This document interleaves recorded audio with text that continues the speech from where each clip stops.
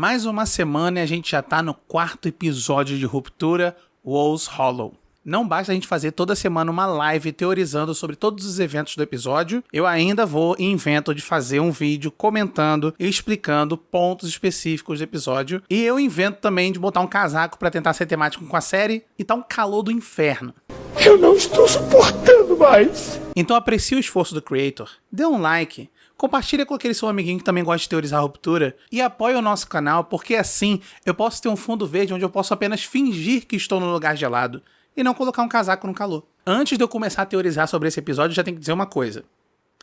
Eu avisei. É a Halle tentando ligar o computador, ela não sabe ligar o computador, que é um negócio que é instinto pra todo mundo. O episódio inteiro mostrou todo mundo ligar o computador na hora. Chegava o Mark, chegava o Irving, todo mundo. A mão dela é a única que ela fica tateando e ela não consegue. É por isso que eu tô achando. Não é por causa dela ter contado a história falsa, é por causa disso. Quando eu vi essa cena, eu fiquei...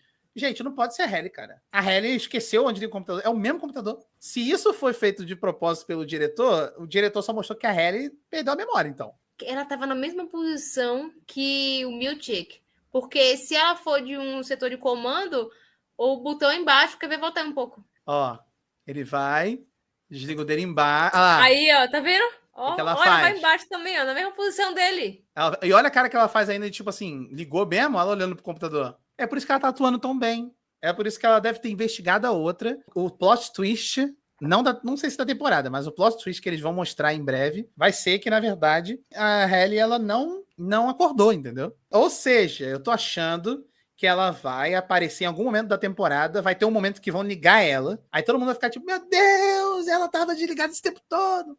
Se você não segue as nossas lives toda segunda-feira, você tá perdendo muita teoria que a gente levantou e muitas delas foram confirmadas nesse episódio. Agora, quanto àquelas que a gente teorizou e errou, a gente ignora. Esse episódio já começa completamente absurdo com o Irving acordando num local isolado e gelado, mas ele descobre que ele não tá sozinho. O Mark tá no topo do penhasco, então o Irving decide ir até lá, só que no meio do caminho ele encontra a Halle. Ela disse que despertou nos rochedos. A gente tá de olho na Halle há muito tempo. E a última pessoa a surgir é o Dylan, que aparece ali entre as árvores. A equipe do MDR percebe uma pequena instalação com uma TV de tubo e um equipamento de DVD que está esperando para ser tocado. No menu inicial do DVD, a gente vê que tem uma recriação da pintura Kier os convida para beber de sua água, que é uma imagem que você vê bastante ao longo da primeira temporada, principalmente naquele corredor onde fica o bebedouro, que o Irving e o Burt se encontravam. Quando o Mark liga a TV, a gente vê, obviamente, o Sr. Milchick, explicando para eles que eles estão numa Ortbro, ou ORTBO, que foi traduzido aqui para um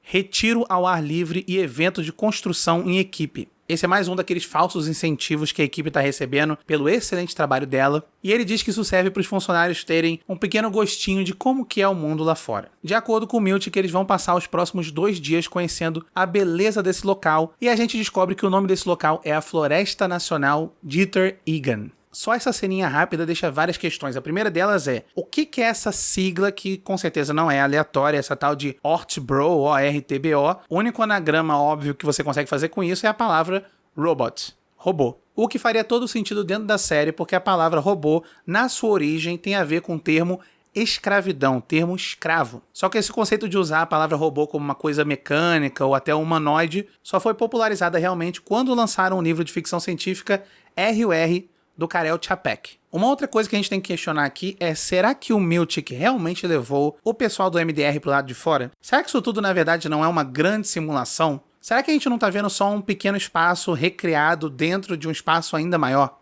Eu ainda mantenho minha teoria de que lá embaixo da Lumon, ou embaixo de toda a cidade Kier, a gente tem meio que um submundo, uma segunda cidade sendo construída lá embaixo. É uma teoria que eu falei na última live que tinha conexão com a série Westworld, porque eu vejo muita similaridade entre a empresa Lumon e a empresa Delos de Westworld. Então as minhas 2 teorias principais sobre esse local inteiro sejam 1. Uma simulação, ou 2, um local reconstruído, talvez no subsolo da Luma, um local que realmente não exista, seja todo artificial. Eu não acredito que eles realmente foram pro lado externo, eu tô achando que tudo isso é manipulado e construído. E isso é meio que uma ideia que continuou sendo fortalecida na minha cabeça, porque ao longo do episódio, a gente vai vendo animais estranhos surgindo em locais que eles não deveriam estar, a gente vê nomes de teorias da conspiração sendo mencionados aqui e ali, e a terceira questão que essa cena traz é o nome Dieter. Dieter Egan. A única coisa que eu lembro desse nome Dieter é que quando a gente tava debatendo o segundo episódio na live, a gente viu uma plaquinha ali quando o Miltic tava na sua tarefa de vai e volta, de contratar o pessoal de volta pra Lumon, tinha um bar que tinha um anúncio dizendo Dieter's Brother, né? O irmão de Dieter. Ou seja, era uma banda que estava tocando naquele bar. Será que também toda essa ideia do Dieter foi inventada em cima da hora para poder manipular o pessoal do setor de ruptura? Dieter's Brother parece uma banda, né? Ao vivo, sem limite, sem mínimo pra bebida. Mas então, a única banda que a gente viu até agora foi a da filha do Peter. A gente só vê eles tocando, eu até fui rever a cena antes de printar isso aí. Então não tem pôster, não tem nada, a gente não sabe o nome da banda dela. Então pode ser a banda dela que tá tocando aí. Toda essa ideia de um apêndice que eles vão encontrar nesse episódio, talvez seja simplesmente uma coisa que foi criada em cima da hora, correndo, pra poder manipular eles mais uma vez. O Miltic menciona esse 4º volume que foi escrito nas últimas horas de vida do Kier Egan. Esse apêndice contém um texto que é considerado tão sagrado que todo o pessoal do setor de ruptura não é capaz de ter acesso a ele. Ninguém pode ler esse material, a não ser que você seja convidado para esse Ortbro aí, esse ORTBO. De acordo com o Miltic, o apêndice está numa tal de Caverna da Tesoura, onde, de acordo com o Miltic, o Kier dominou os 4 temperamentos pela primeira vez. O vídeo que eles assistem termina dizendo que pelo menos eles vão ter uma ajuda no caminho dessa jornada que eles vão ter que fazer nesse local gelado. E após assistir o vídeo, a equipe descobre que essa tal ajuda vem na forma de figuras misteriosas que se parecem demais com os membros do MDR, de um jeito completamente assustador. Parece uma coisa que saiu de um filme do Jordan Peele. Todas essas figuras misteriosas ficam apontando na direção específica que leva eles mais à frente na jornada pela floresta. O primeiro deles se parece com o Mark e guia eles para fora do penhasco, e o segundo se parece com a Halle e é ela que aponta na direção específica da entrada da Caverna da Tesoura. É lá dentro que eles encontram o livro do Apêndice 4. Logo no começo do primeiro capítulo é revelado que o Kier Egan tinha um irmão gêmeo. Esse irmão gêmeo era o Dieter Egan. E eu vou ler aqui alguns trechinhos do livro porque o livro é extremamente bizarro. O livro conta que os dois irmãos se davam muito bem na infância, só que quando eles chegaram na juventude, o Dieter Egan teve uma ideia meio aleatória e falou que queria viver no meio da floresta como se fosse um indigente. O Kier Egan aceitou, de acordo com ele, por conta do amor que ele tinha pelo seu irmão, que acabou afetando seu juízo, então ele foi para a mata em direção do que depois ele começou a chamar como o Vale da Aflição. Até aí tá tudo bem, a história ainda tá normal. Só que aí depois fica completamente diferente, ainda mais absurdo. Logo quando o irmão dele chegou na floresta, é mencionado que ele foi consumido pela flora e ele tirou as suas roupas e naquela noite ele se tornou um instrumento da natureza e a natureza tocava Dieter com elegância. De acordo com Egan, ele não tinha opção senão ouvir o seu irmão derramar a sua linhagem no solo. Que nojo. Enquanto eles continuam a sua jornada, o Mark e a Halle se distanciam do grupo e começa a bater um papo ali, a gente não sabe o que tá acontecendo, o que eles estão conversando, mas o Irving já tá de olho, ele sabe que tem alguma coisa estranha e ele não confia na Halle. Quando depois o Irving vai interrogar o Mark sobre o que eles conversaram, o Mark meio que dá um perdido, fala que não foi nada demais, mas o Irving lembra ele que não tá dando pra confiar na Halle, porque essa história inteira do jardineiro noturno é muito mirabolante, muito específica e também cheia de inconsistências. É nesse momento de conversa que aparece a primeira coisa bizarra nesse episódio, que é um animal desfigurado bizarro que você não consegue reconhecer muito bem. Ele tá coberto por algum tipo de gosma, parece um tipo de petróleo, seja lá o que for aquilo. E de acordo com o Mark, parece uma foca. É muito estranho um animal aparecer dessa forma num ambiente que parece ser distante da sociedade, num local gelado, um ambiente completamente natural, envolto de natureza. E aí do nada ali no meio tem um animal coberto de alguma coisa química que com certeza não veio da natureza. O que reforça aquilo que eu falei anteriormente. Será que eles realmente estão fora da Lumon? A equipe de MDR, sem saber como reagir àquela situação, o Mark diz apenas que talvez seja essa a forma que as pessoas morrem. A gente tem que lembrar que dentro do universo da série isso faz todo sentido porque eles não sabem nem como é o céu lá fora, então como é que eles vão saber como que fica um corpo depois que ele morre? É nesse momento que o Irving começa a mostrar muita preocupação, comentar com todo mundo que ele tá ficando com fome, eles estão perdidos, não é pra eles levarem isso como um retiro, uma coisa divertida que a Lumon tá fazendo pra eles, e eles deveriam sim estar preocupados. E aí todo mundo acha que o Irving tá exagerando e ele fica indignado e com toda razão.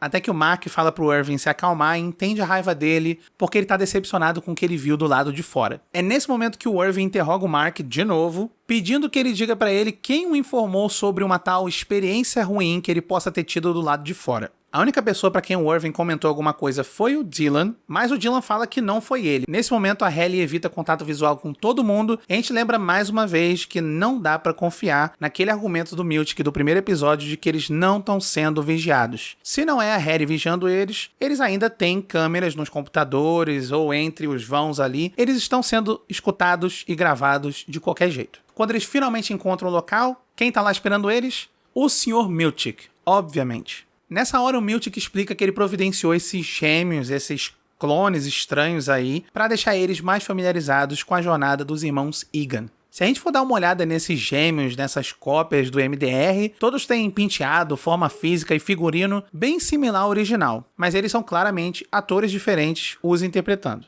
Who are you? I'm Jim. We've been working together for 12 years. O que pra mim deixa cada vez mais claro que os roteiristas estão brincando sim com as teorias dos fãs, do mesmo jeito que os fãs ficaram aí 2 anos teorizando sobre o que poderiam ser os bodes, agora eles também estão brincando com a teoria de que todo mundo ali dentro tem um clone. O mais importante pra mim nessa cena não é que existem essas cópias ou mesmo que sejam clones. O que a gente tem que debater aqui é por que a Lumon quer e por que ela já tem versões alternativas dos funcionários dela à disposição com tanta facilidade. Então depois que eles encontram o Sr. Miltic, que tá ali contando algumas piadas bem ruins, eles são levados para esse pequeno acampamento com 4 barraquinhas e até uma fogueira, onde a senhorita Huang tá preparando uma noite com recitais e marshmallows. Nessa mesma cena, o Miltic menciona uma coisa bem interessante. Ele fala que além dos marshmallows, os funcionários terão à disposição uma quantidade boa de carnes luxuosas. Tem uma teoria meio bizarra que rola entre os fãs sobre essa questão da comida dentro da série. Porque logo no primeiro episódio a gente tem essa coisa desse jantar sem comida, apenas bebida. Depois, em outros episódios, a gente vê as pessoas comendo apenas verduras, legumes. A gente nunca vê as pessoas comendo alguma carne, alguma fibra. Então essa pequena menção do Miltic a carnes luxuosas talvez possa ser um jeito de quebrar essa teoria de que eles estão num mundo onde a comida é escassa e não existe mais carne ou não existe mais gado, alguma coisa assim. E tá na hora de colocar o chapéu de alumínio. Pode ser um jeito de reforçar essa teoria dizendo que eles ainda estão dentro da Lumon e como dentro da Lumon eles constroem tudo deles, eles têm todo um setor que é o óticas e design para construir ferramentas, incluindo portas e até armas, sem contar que eles têm todo um setor para cuidar de cabras. Não é nada impossível que eles tenham um setor ainda maior que o dos bodes, que talvez crie gado ainda maior, como vacas, bois e tudo mais. Enquanto eles estão se acomodando nas cabaninhas, o Irving é visitado pela Halle, que chega ali querendo dar pra ele de presente uma pequena foquinha de gelo. Ele recebe meio relutante e ela fica ali meio que olhando pra ele, até que temos o primeiro embate entre a Halle e o Irving, quando ele pergunta pra ela sobre o que realmente aconteceu naquela noite da contingência extraordinária. É impressionante o nível de atuação nessa série, porque a microexpressão que a atriz faz quando o Irving confronta ela e fica esperando uma resposta, aquilo ali é maravilhoso. Quando chega a hora do recital com Marshmallow, o Sr. Miltic decide continuar lendo o apêndice número 4. No final do primeiro capítulo, a gente descobre como que o irmão do Keir acabou morrendo. E a morte dele é ainda mais bizarra do que a história dele se tocando sozinho no meio da floresta. De acordo com o livro, depois que o Dieter percebe que não pode ser um indigente da floresta para sempre, os olhos dele do nada saltam para fora da órbita, uma torrente de pus sai do seu crânio e ela em seguida se transforma num musgo dilacerado no escalpo ensanguentado do irmão. Olha, eu não entendi. E é nesse momento que o Keir encontrou, do nada, a representação visual do temperamento aflição, que é o que no inglês eles chamam de woe. Aqui é representado por uma esposa desolada com metade da altura de uma mulher normal. Ela se comunica com Keir apenas usando os olhos e diz que aquilo aconteceu por culpa dele, por ele ter permitido a insanidade do irmão. Assim que ele termina o primeiro capítulo, o Sr. Miltic diz que se der tempo, depois ele vai ler a parte 2, intitulada como A Babá Ladra. Se o primeiro capítulo foi sobre um temperamento, a aflição, talvez o segundo seja sobre outro temperamento. E a única imagem ali entre os 4 temperamentos que talvez pode ser representado por uma babá, seja o pavor, que é representado por uma senhora idosa de cabelos brancos, que curiosamente também parece um pouquinho com a Colbel. Detalhe nessa cena inteira para queridíssima senhorita Huang tocando theremin. Ela é uma diva maravilhosa e esse instrumento também é perfeito para construir essa ambientação estranha, bizarra e alienígena que eles estão querendo.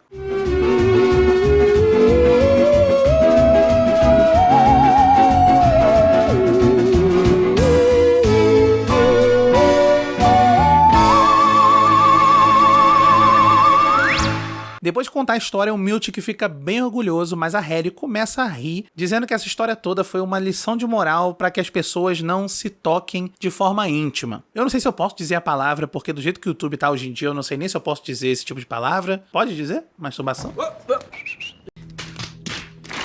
O Mark e o Dylan começam a rir também, mas o Miltic e também o Irving não estão achando graça daquilo, só que por motivos diferentes.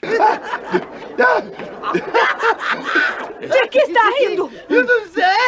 Essa situação acaba estragando a festa do coitadinho do Sr. Miltic, e então ele fica com birra e pede para a senhorita Huang jogar todos os marshmallows no fogo. Agora que eles estão sozinhos, o Irving aproveita, na frente dos outros dois amigos, para interrogar novamente a Hailey. O Dylan e o Mark, que já não estavam com muita paciência pro Irving nesse episódio, eles acabam falando pra ele que ele tá atrapalhando, que ele tá sendo inconveniente, tá sendo chato. Aí começa o festival do Irving sendo o sensato. Primeiro ele joga na cara do Mark que ele tá flertando com outra, enquanto a esposa dele tá lá se decompondo dentro da Lumon, seja lá o que tá acontecendo. O Irving vira uma máquina de disparar a verdade. Só que a Hailey, que na verdade é a Helena, não tá enganando ninguém, ela faz um comentário bem maldoso dizendo que ele só tá assim porque ele não consegue ver o Burt. Até a voz dela nessa cena muda e ela parece um pouquinho com a Helena que tava falando com a Colbell lá no segundo episódio. Terceiro episódio? Segundo episódio. O Irving fica puto da vida e ele manda todo mundo pra aquele lugar, com razão, e o coitado segue sozinho pela floresta sem nenhum amigo e o Dylan não faz nada, só observa isso. Tudo pra ele continuar sendo um bom funcionário, agradar o Sr. Miltic e continuar vendo a esposa dele. Já o Mark,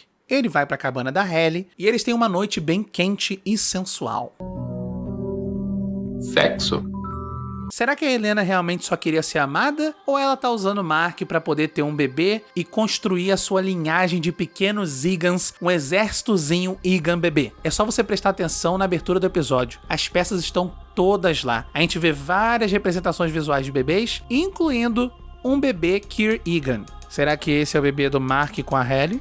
Ali! Coincidência? Acho que não! Nessa cena romântica do casal, nós temos duas situações bem interessantes pra comentar. A primeira delas é que a Hailey começa a falar que ela não gostava da pessoa que ela era lá fora, mas por algum motivo o Mark meio que ignora isso, deixa passar. E a segunda coisa que acontece estranha nessa noite é que quando ele tá beijando a Hailey, ele tem ali um flash super rápido de memória da Gemma. Aí vem um questionamento interessante sobre a linha temporal desse episódio. Será que esse momentinho dele confundindo a Hailey com a Gemma é um indicativo de que a reintegração que ele fez no episódio anterior tá funcionando? Porque desde o começo desse episódio não tá parecendo que esse Mark foi reintegrado. Parece que a gente tá assistindo o Mark interno normal até que chega nessa cena. Essa é a única cena que tem indício de que ele pode ter passado pela reintegração. Ou será que a série tá explorando uma narrativa de linha do tempo fragmentada, uma coisa que, de novo, vai acabar criando uma conexão com Westworld, já que o Westworld brincava muito com eventos que você assistia que na verdade eram o final de uma linha temporal e depois lá no final da temporada a gente tinha um evento que aconteceria no começo dessa linha temporal. Eu não sei se a série vai fazer isso mesmo, porque vai criar uma camada extra de complicação na narrativa, mas ao mesmo tempo eles sabem que os fãs gostam de teorizar, então se eles dificultarem a linha temporal, eu acho que o pessoal não vai reclamar muito, não. Enquanto os dois estão só na vida boa, o Irving, coitado, tá no meio da floresta, ele tá procurando o Miltic, ele tá procurando a senhorita Huang, ele não tá achando ninguém. Até que ele tropeça, o fogo dele apaga, e ele decide simplesmente dormir. Quando ele dorme, ele tem essa alucinação bizarra dele aparecendo com o seu terno de trabalho, só que tem algumas coisas diferentes aí. Uma, obviamente, ele tá no meio de uma floresta escura, com um monte de moscas e borboletas pretas voando na frente da tela dele. Ele senta na sua mesa, normalmente para avaliar alguns números, até que a gente tem aí uma sequência surreal de eventos. A primeira coisa bizarra é que uma das divisórias se abaixa e revela o Burt. O Burt dá um sorrisinho e fecha a divisória de novo. E a segunda coisa que aparece ali, a representação do Pesar, sentada na mesa trabalhando também, toda deteriorada, decrépita e seja lá o que aconteceu com ela. Só que o mais interessante nessa cena toda e o que mais vai criar teoria é que no computador do Irving tá escrito Projeto Montauk. E assim, gente, o Projeto Montauk é meio complicado de explicar. Ele demora muito, mas eu vou resumir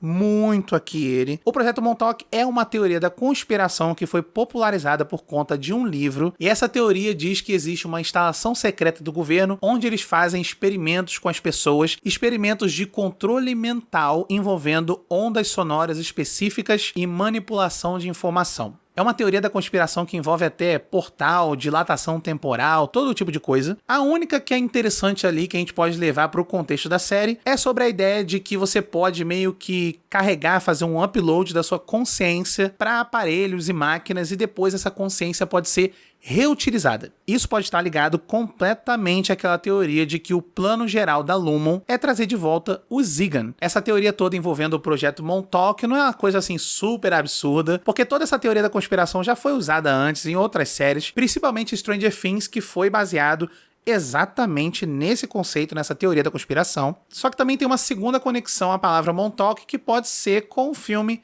Brilho Eterno de uma Mente Sem Lembranças. No filme, a cidade de Montauk é meio que um conceito idealizado pelos protagonistas, e se você não conhece o filme ou não lembra o que acontece nele, ele é sobre um casal que passa por um experimento científico arriscado para fazer com que um apague o outro da memória. Assim como a primeira teoria faz sentido, a segunda também faz todo sentido, porque pode ser simplesmente uma referência a um filme que também fala de um casal que não lembra um do outro por conta de um procedimento cerebral.